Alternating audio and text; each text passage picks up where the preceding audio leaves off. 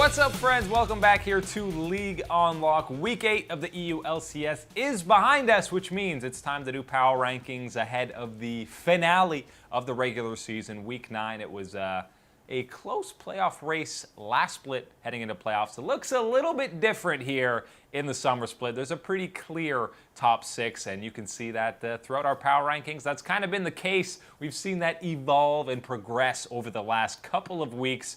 Not many surprises here. The top spot, well, believe it or not, it's still Fnatic, and it's Schalke still coming in right behind them. It looked like Schalke was set for another disappointment of a split, but here they go. The last few weeks, they have put up some big games against big teams like G2 and Misfits, and they showcase yet again another pretty clean 2-0 week. They beating the teams that they should beat, which is something we did not see from them in the spring split and earlier on in the summer split. This roster is finally coming into their own and living up to the hype and expectations that people have so desperately thrown at them. They're looking really solid. Fnatic obviously had that unbelievable fiesta against Splice where they almost threw. Splice almost came back, but Fnatic still win. Reckless played one game. He was subbed out for that Splice game. He only played the one game against Giants, which they did win.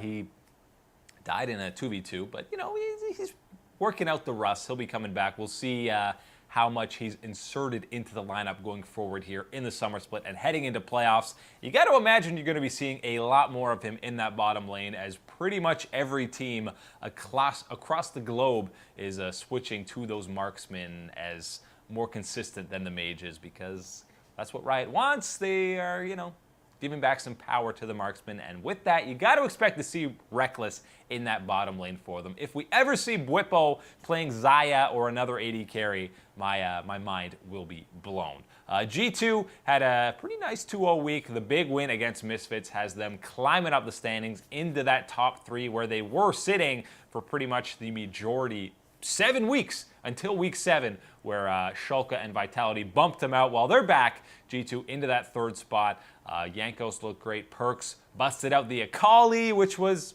a theme across the LCS this week, seeing a lot of Akali and to varying degrees of success. Perks was one of the more successful ones. He got a little too over-eager. Oh my God, I cannot say that word. I will never say that word on this show ever again for the history of time. He dove a little bit too deep, that's what I'll say, and got caught out a few times, and he died. But he still looked good overall on the Akali. Vitality's down 1 spot to number 4 because they lost that matchup to Schalke, so they're down 1 at 10-6, but they're still ahead of Misfits, who are all of a sudden in a free fall. They started the split 9-0. They are 2-5 since that start. They subbed in Jez's this week, and it didn't work that well. They got pretty handily destroyed by G2, and even a game against H2K was super difficult. They definitely had a chance to lose that game. Their macro looks completely lost. I don't know what has happened with Misfits.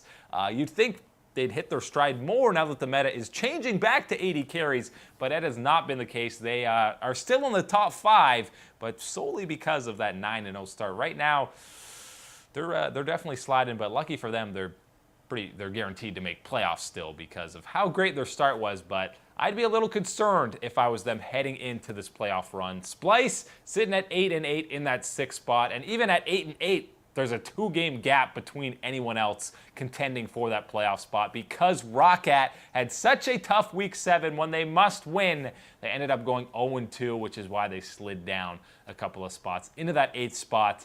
So the playoffs pretty much look set in EU. Unicorns did get a win against Roccat, which is why they leapfrogged over them into that 7th spot and the bottom 3. H2K, the dream is still alive for H2 and 16. They just got to go 1-1 in the last week. That's all. They don't have to go 2-0. They just have to go 1-1 to keep the epic memery alive.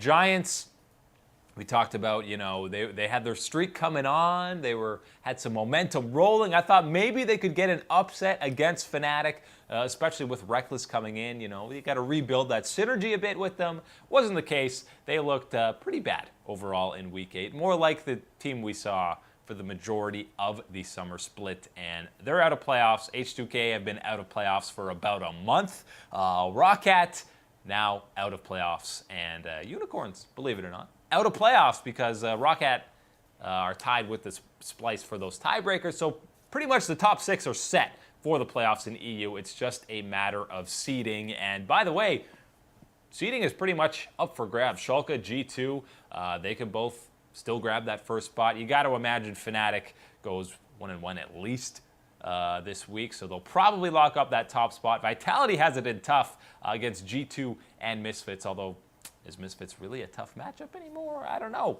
They have definitely not looked great as of late, and with Kikis in the lineup, Vitality look fully renewed. Like they're looking better than Misfits. That's why we have them above them. So maybe they finish in that top 3. But you got to imagine Fnatic and either G2 or Schalke are the ones who are going to be grabbing that bye going forward. But I'm just hoping for H2 and 16 because that could live on in infamy. 1-17, you're just tied with Coast for the worst LCS record of all time. 2-16 has a great ring to it. Who are the standout performer from Week 8 in EU? Well, last week we picked a Schalke guy. We picked Upset, who is slowly living up to the hype. This week, it's another Schalke member, this time in the top lane. It's Vizicachi, the former Spring Split MVP from 2017, who has really regained that MVP form over the last couple of weeks during Schalke's rise up the top of the standings. And the main question is, why do people keep letting this guy get poppy? Because now he is 5-0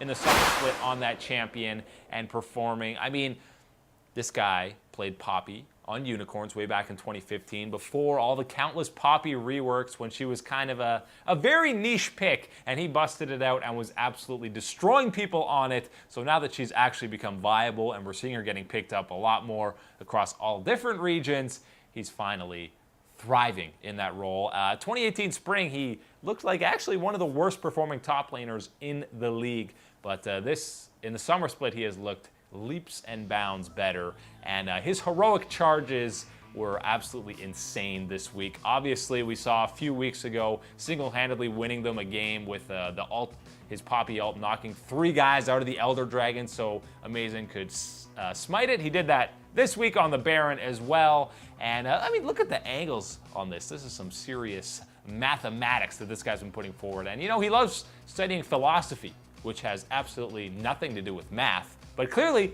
the man is an academic, so you know, he knows how to get the right angles on those heroic charges. Obviously, mastered Poppy as a champion because her E is pretty much the same even after the entire rework. So Vizicachi, shout-outs. You had a fantastic week. Really, all of Schalke. There was a couple of guys you could have picked.